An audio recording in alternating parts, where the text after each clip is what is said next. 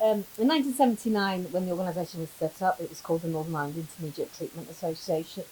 And in those days, intermediate treatment meant services for young people in the community that kept them out of custody or care or anything like that.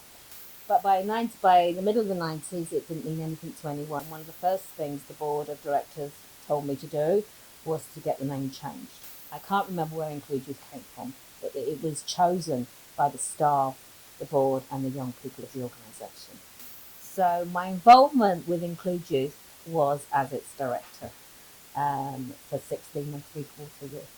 The love and respect that I got from staff and young people it's been one of the greatest joys of my life, certainly my professional life, Include Youth has been, and it was that feeling that we were in it together.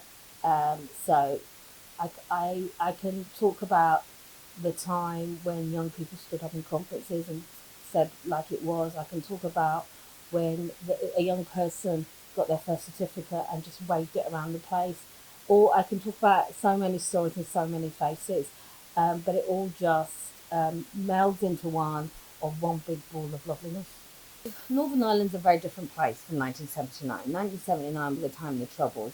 Projects was set up to bridge the gap between the voluntary sector, the statutory sector, but also children and young people's voices, particularly those what were then considered very difficult to reach young people. Actually, not as Include has shown, they're not that difficult to reach, just need to want to reach them.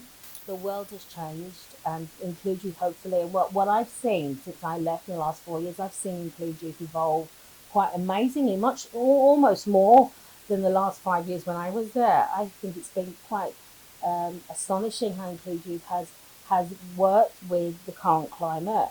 But at the end of the day, as long as young people are at the centre of everything we do and everything that we do as children's rights advocates, then nothing's changed.